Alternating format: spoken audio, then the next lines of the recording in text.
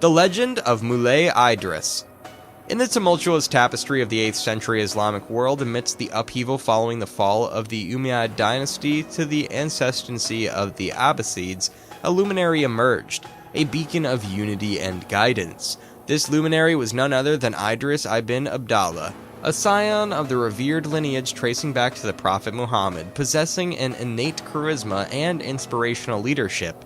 Idriss, born in the sacred city of Mecca, found himself compelled to seek refuge in North Africa following the Abbasid rise to power.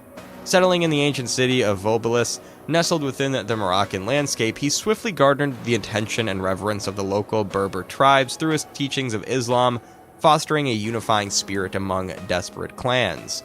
The year 789 witnessed Idriss's momentous founding of Fes, an epochal milestone in the annals of Islamic civilization. Fes swiftly burgeoned into a flourishing hub of erudition and cultural magnificence, standing a testament to Idriss's vision and governance. Though his reign of Fes was brief, marked tragically by assassination, the indelible imprint of his legacy persisted through the time immemorial. Revered as the progenitor of Idrissid dynasty, his lineage etched an enduring mark upon Morocco for over 2 centuries. The legend of Moulay Idriss, woven into the rich fabric of Moroccan folklore, generates the genesis of Fes and extols the revered Saint Hallowed's legacy. The saga unfurls with Idriss's birth in the sanctified precincts of Mecca, his lineage tracing back to Abdallah ibn Hassan, a scion tracing his ancestry to the Prophet Muhammad. The advent of the Abbasid reign heralded turbulent times for Idriss, compelling him to seek sanctuary in North Africa among the Berbers. His erudition and magnetic presence swiftly garnered fervent disciples among the tribes, enamored by his knowledge of Islam and his compelling charisma. In 789, the city of Fes emerged from Idriss's visionary foresight, swiftly transforming into a bustling crucible of trade and cultural exchange. Yet, the shadows of tragedy loomed as Idriss's rule met an untimely end through assassination. Despite his ephemeral earthly reign, his legacy endured, enshrining him as the cornerstone of the illustrious Idrissid dynasty, a testament to his indomitable spirit and enduring impact. The legend of Moulay Idriss encompasses not only his political prowess, but also a tale of miraculous benevolence. One fateful day, amidst the vast expanse of the desert, Idriss encountered weary and parched travelers lost in the barren terrain. Moved by compassion, he wielded his mystical powers, conjuring forth a spring of life-giving water. The travelers, rejuvenated and grateful, christened the miraculous spring as the Spring of Idriss, a revered pilgrimage site believed to possess healing properties to this day. Moulay Idriss remains an esteemed figure in Moroccan folklore, venerated as a saint, his tomb in Fes a hallowed pilgrimage destination. The legend of Moulay Idriss transcends time, encapsulating the essence of Islam's significance in the Moroccan heritage. It stands as a testament to resilience, a beacon of guiding hearts through adversity, and inspiring hope amid the trials of history. The Legend of La Cegua. La Cegua is a legendary creature of Central American folklore. She's often described as a beautiful woman with long, flowing hair, a seductive voice, and a tail that resembles that of a horse. La Cegua is said to haunt lonely roads at night, luring unsuspecting men to their deaths. The legend of La Cegua has been told for centuries. One of the most common versions of the story tells of a young woman named Cegua who was seduced by a Spanish soldier. The soldier promised to marry Cegua, but he eventually left her for another woman. Cegua was heartbroken and cursed by a witch. She was then transformed into a hideous creature with a horse's tail, and she was doomed to wander the earth for eternity, seeking revenge on unfaithful men. La Cegua is said to appear to men who are driving alone at night.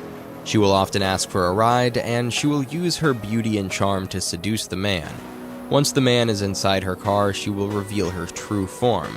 The man will be so terrified that he will lose control of the car and then crash. La Cegua will then devour the man's soul. There are many variations of the La Cegua legend. In some versions, she's said to have a single glowing eye. In others, she's said to have a long, forked tongue. No matter what her appearance, La Cegua is always a terrifying creature. One night, a young man named Juan was driving home from work late at night, and he was tired and sleepy, and he wasn't paying attention to the road. Suddenly, he saw a woman standing in the middle of the road. She was beautiful, with long, flowing hair and a seductive voice. "Can you give me a ride?" the woman asked. I'm lost." Juan hesitated for a moment, but then he agreed. He pulled over and opened the door for the woman. She got in the car and they started driving. The woman talked to Juan the whole way. She told him about her life and she made him laugh. Juan was completely smitten with her. When they arrived at the woman's destination, she turned to Juan and said, "Thank you for the ride. I had a wonderful time." "I did too," Juan said. "I'd like to see you again sometime." The woman smiled. "I'd like that," she said. She gave Juan her address, and she got out of the car. Juan watched her walk away, and she couldn't stop thinking about her. The next day, Juan went to the woman's address. He knocked on the door, but there was no answer. He knocked again, louder this time, but there was still no answer. Juan started to get worried. He tried the doorknob, and it was unlocked. He opened the door and stepped inside. The house was dark and silent. Juan called out the woman's name, but there was no answer. He walked through the house, calling out her name again and again, but there was still no answer. Finally, Juan came to a bedroom. The door was open, and he could see a figure lying on the bed. He walked over to the bed and saw that it was the woman he had met the night before. She was lying on her back, and her eyes were wide open. She was staring at the ceiling, and her face was frozen in a look of terror. Juan leaned over to get a closer look, and then he saw it. The woman had a horse's tail. Juan screamed and ran out of the house.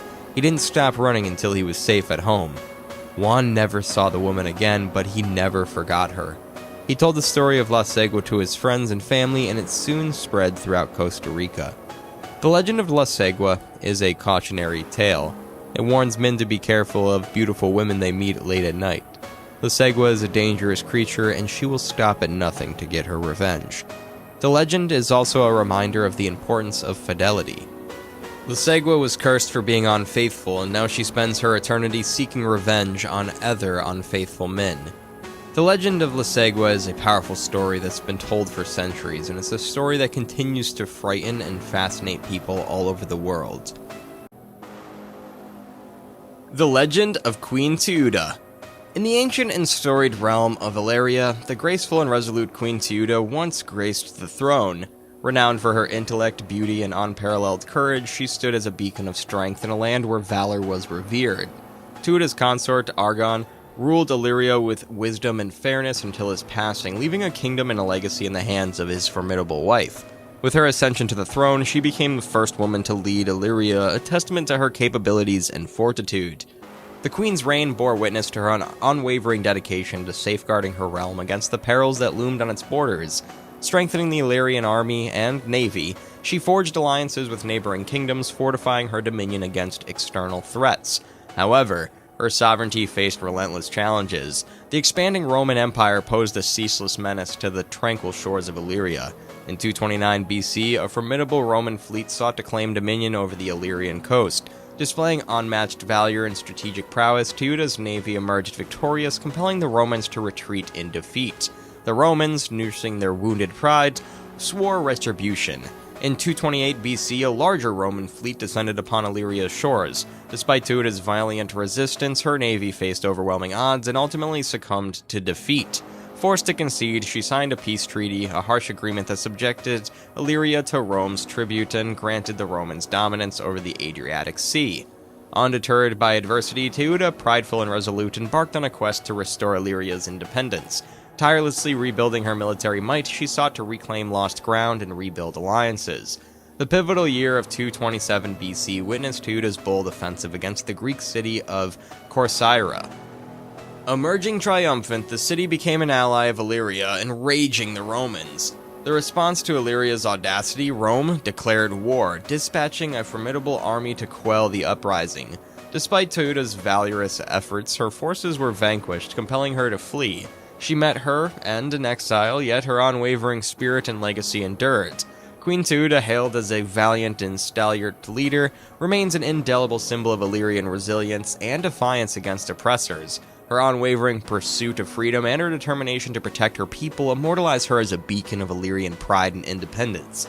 The pivotal clash at Corcyra stands as a testament to Queen's resoluteness and the resilience of her forces.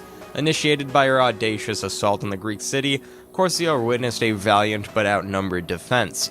Days of relentless conflict ensued, marked by both sides' unwavering resolve and heavy casualties. Ultimately, Teuta's forces prevailed, securing Corcyra and delivering a resounding blow to the Romans. This triumph not only exemplified the Queen's military prowess, but also shattered Rome's perception of Illyria's vulnerability, signaling that the Illyrians were staunch defenders of their sovereignty. The battle elevated the Queen's stature, portraying her as an unyielding leader capable of inspiring her people to defend their land and cherish their independence. Her legacy remains etched in the annals of the Illyrian lore as an embodiment of strength and valor. Her name graces the land, immortalized in the cities and monuments that bear testament to her reign. Durrës, once the heart of Illyria, stands as a testament to her legacy, a proud testament to her indomitable spirit. Her story is a perpetual reminder that even in the face of adversity, the pursuit of freedom and dignity shall remain unwavering, inspiring generations to cherish the ideals of independence and perseverance against tyranny. The Legend of Wiracocha. In the ancient land of the Incas, there lived a god named Wiracocha. Wiracocha was the creator of the world, and he was also the god of wisdom and culture. Wiracocha was a tall and powerful god. He had long white hair and a beard, and he wore a white robe. He was said to be kind and compassionate, and he always wanted to help people.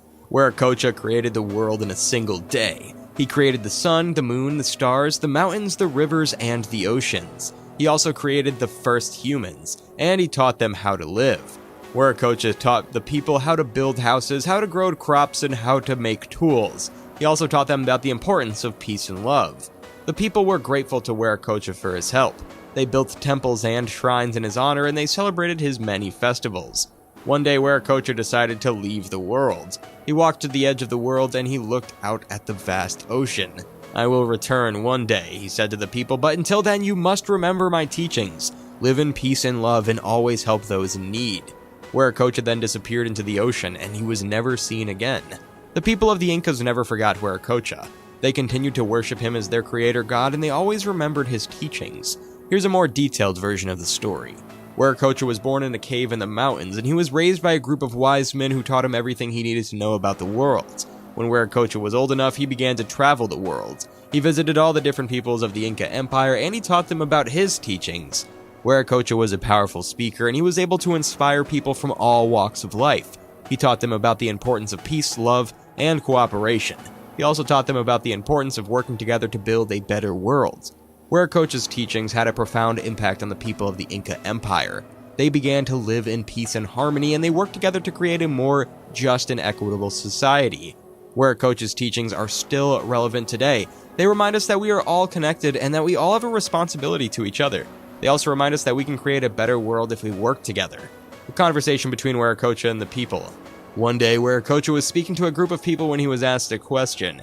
"How can we live in peace and harmony?" one of the people asked. Wiracocha smiled. "It's simple," he said. "You must learn to love each other. Love is the key to peace."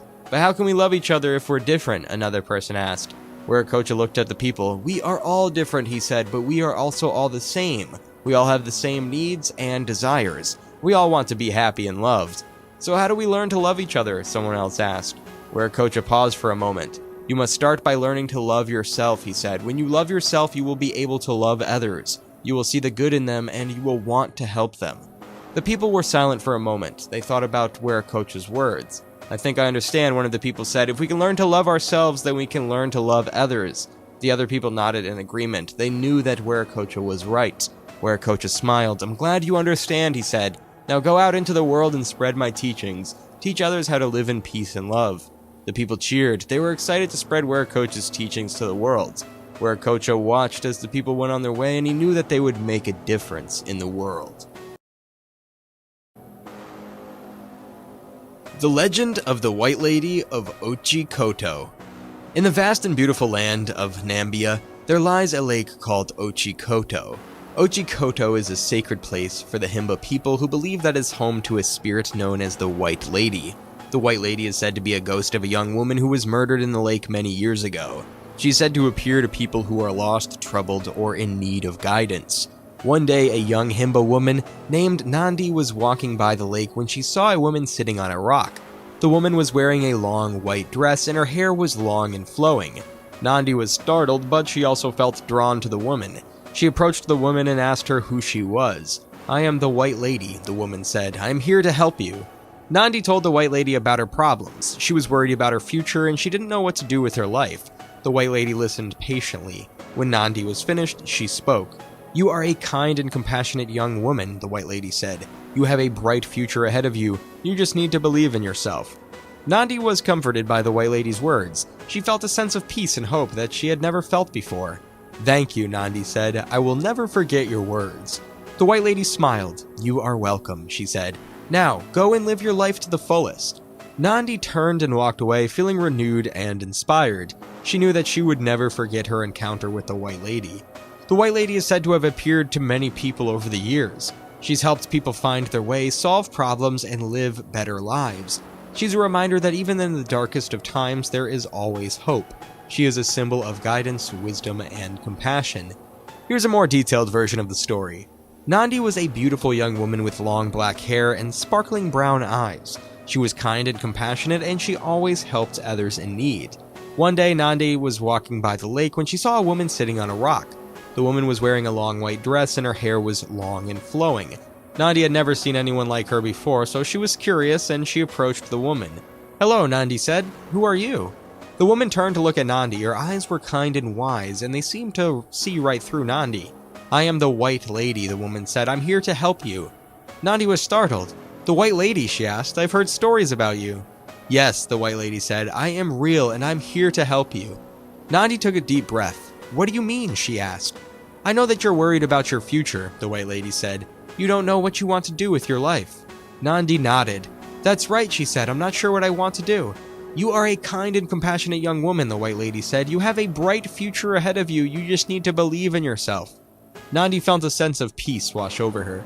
She had never felt so sure of herself before. "Thank you," she said. "I will never forget your words." The White Lady smiled. "You are welcome," she said. "Now go and live your life to the fullest." Nandi turned and walked away, feeling renewed and inspired. She knew that she would never forget her encounter with the White Lady. Nandi went on to live a long and happy life, and she became a wise and respected leader of her people. She always remembered the words of the White Lady, and she always lived her life to the fullest. The White Lady is a reminder that even in the darkest of times, there is always hope. She's a symbol of guidance, wisdom, and compassion. The Legend of Chartres Cathedral. In the heart of France, in the town of Chartres, stands a magnificent cathedral that's been the subject of legend and lore for centuries. The cathedral is known for its beautiful stained glass windows, its soaring Gothic architecture, and its mysterious origins. The legend of Chartres Cathedral begins in the year 858, when the original cathedral was destroyed by fire. The people of Chartres were devastated, but they vowed to rebuild their cathedral even greater than before. The construction of the new cathedral began in 1194 and took over 2 centuries to complete. The cathedral was built in a Gothic style, which was a new and innovative form of architecture that emphasized height and light. The cathedral's stained glass windows are some of the most beautiful in the world. They depict scenes from the Bible, the lives of the saints, and other religious stories. The windows are so beautiful that they're said to have inspired many artists and writers over the centuries. The cathedral is also home to the Black Madonna, a statue of the Virgin Mary that is said to have miraculous powers. The statue is believed to have been carved by Saint Luke, and it's said to have saved Chartres from destruction on several occasions. The legend of Chartres Cathedral is a story of faith, courage, and beauty. It's a story that has inspired people for centuries, and it continues to do so today. The Black Madonna is a statue of the Virgin Mary that is housed in the Cathedral of Chartres, France. The statue is known for its dark skin, which is said to be a result of centuries of exposure to candle smoke and incense. The legend of the Black Madonna began as early in the 12th century. According to the legend, the statue was carved by Saint Luke in Jerusalem and brought to Chartres by a group of pilgrims. The pilgrims were fleeing from the invading Saracens, and they believed that the statue would protect them from harm. The statue is said to have miraculous powers. It's believed to have saved Chartres from destruction on several occasions, including a fire in 1194 and a siege in 1562. The Black Madonna is a popular pilgrimage destination for Christians from all over the world. People come to Chartres to pray before the statue and to ask for its intercession. The origins of Chartres Cathedral are shrouded in mystery. The original cathedral was built in the 10th century, but it was destroyed by a fire in 858. The construction of the new cathedral began in 1194, but it took over 2 centuries to complete. There are many different theories about who built the cathedral and how it was funded, and some people believe that the cathedral was built by the local bishop, while others believe that it was built by a wealthy nobleman. There's also some evidence to suggest that the cathedral was built by a group of masons who were working together on a secret plan. The mystery of the cathedral's origins adds to its allure. It's a reminder that even the most beautiful and inspiring buildings have a hidden history that's waiting to be uncovered.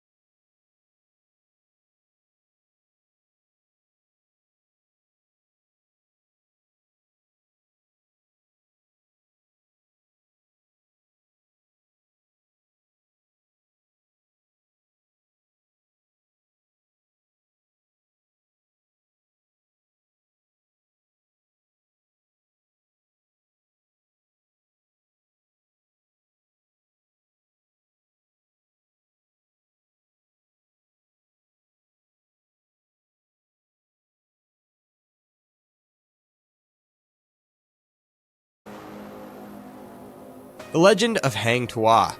Once upon a time in the kingdom of Malika, there lived a young man named Tuah. He was born into a poor family, but he was strong, brave, and intelligent, and he was also a skilled warrior and a loyal friend. One day he was walking through the forest when he came across a group of bandits who were attacking a merchant. He quickly drew his sword and defeated the bandits, saving the merchant's life. The merchant was so grateful that he took him to the palace of the Sultan of Malacca. The Sultan was impressed by Tuah's bravery and skills, and he invited Tuah to join his court, and Tuah quickly rose through the ranks. He became one of the Sultan's most trusted advisors and warriors. Tuah and his 4 friends, Jabat, Katsuri, Lakur, and Luku, became known as the 5 noble warriors. They fought many battles together, and they always emerged victorious. One day, the Sultan of Malacca sent Tuah and his friends on a mission to the neighboring kingdom of Siam. The Sultan was concerned that Siam was planning to attack Malacca. Tuah and his friends traveled to Siam to meet with the Siamese king. The Siamese king tried to trick Tuah and his friends, but they were too clever for him. They discovered the Siamese king's plan to attack Malacca, and they returned to Malacca to warn the Sultan. The Sultan was grateful for Tuah and his friends' warning, and he prepared his army for battle, and they defeated the Siamese army. The victory over Siam cemented Tuah's reputation as a hero. He was given the title of Ben Dahara, which is the highest position in the Malacca government. Tuah continued to serve the Sultan of Malacca faithfully for many years. He fought many battles and protected the kingdom from its enemies. He also helped to expand the kingdom's borders and establish trade relations with other countries. Tuah was a true hero, and his story is still told today in Malaysia. He's a symbol of courage, loyalty, and friendship. Here's a conversation between Tuah and the Sultan of Malacca that took place after the Siamese invasion. Sultan: Tuah, I'm grateful for your bravery and loyalty. You have saved Malacca from a terrible fate. Tuah: It's my honor to serve you, my Sultan. I will always protect Malika with my life. I know that you will. You are a true hero. Thank you, my Sultan. I'm humbled by your words. The Sultan then turned to his other 4 warriors.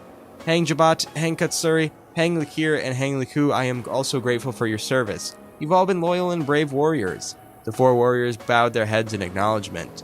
Sultan, from this day on you will be all known as the 5 noble warriors. You'll be honored and respected by all of Malacca. The 5 warriors were overjoyed, and they had been given the highest honor that a warrior could receive. The Legend of Hang Tuah is a beloved story of Malaysia. It's a story of courage, loyalty, and friendship. It's a story that continues to inspire people all over the world. The Legend of Gunung Tahan. In the heart of the lush jungles of the peninsular Malaysia, there resided a young man named Awang. Awang embodied a rare combination of kindness and strength, gentleness, and bravery. Renowned for his adept hunting and tracking skills, he navigated the dense jungle with an innate familiarity. One day, as he was pursuing his hunting endeavors, he stumbled upon an extraordinary sight, a towering mountain, hidden amidst the verdant foliage. The mountain stood tall, adorned with luxuriant greenery and cascading waterfalls, seemingly reaching towards the heavens. The curiosity that stirred within Awang propelled him to explore this mysterious mountain. Following a winding path that led him upwards, Awang ascended to the mountain's slopes. With each step, a sense of wonder enveloped him, and the air became cool and crisp. The birds serenaded him with their sweet melodies, creating an enchanting atmosphere that made Awang feel as though he had entered a realm of magic. Upon reaching the summit, Awang beheld a panoramic view that stretched for miles in every direction. Overwhelmed by the breathtaking scenery, he stood in awe, feeling as if he were perched atop the world. As Awang absorbed the beauty around him, a voice resonated. "Welcome to Gunung Tahan," a voice declared. "This is a sacred place." Turning around, Awang discovered a strikingly beautiful woman with flowing hair and piercing blue eyes. "I am the guardian of Gunung Tahan," she revealed. "I've been watching you since you first arrived." Perplexed, Awang questioned, "Who are you?" "I am the guardian of Gunung Tahan," she repeated. "I've been watching you since you first arrived." "Why are you watching me?" Awang inquired. "Because you are special," the woman explained. "You are the one destined to protect Gunung Tahan." Stunned, Awang protested, "Me? But I'm just a hunter." "You are more than just that," she assured. "You have a pure heart and a strong spirit. You are the only one who can keep Gunung Tahan safe from those who would seek to harm it." Overwhelmed by the responsibility bestowed upon him, Awang stammered, "I will do my best." "I know you will," the woman replied with a smile. "Now it's time for you to go, but remember you are always welcome here." With that, she vanished, leaving Awang standing at the summit, contemplating the great responsibility that had been placed upon him. Returning to his village, Awang recounted his encounter with the elders. Intrigued by his tale, they agreed to assist him in safeguarding Gunung Tahan. Together, they erected a humble hut at the mountain's base and spent their days patrolling the jungle, vigilant for any signs of impending danger. In the ensuing years, Awang evolved into a formidable warrior. He confronted various threats to Gunung Tahan, from bandits and poachers to even supernatural entities. Awang's bravery and selflessness earned him the adoration and respect of all who knew him. At the age of 100, Awang peacefully passed away in his sleep, yet his spirit continued to watch over Gunung Tahan. His legacy endured as a tale of heroism and commitment, inspiring generations to come. In a poignant exchange between Awang and the guardian of Gunung Tahan, "Awang, why did you choose to protect Gunung Tahan?" "Woman, because you are the one who is destined to do so. You have a pure heart and a strong spirit, and you are willing to sacrifice yourself for what you believe in." "I'm honored to be chosen," Awang said. "I will do my best to protect Gunung Tahan." "I know you will," the woman said. "Now it's time for you to go, but remember, you are always welcome here." With a smile, Awang departed, fully aware of the weight of his newfound responsibility, yet resolute in his determination to fulfill it.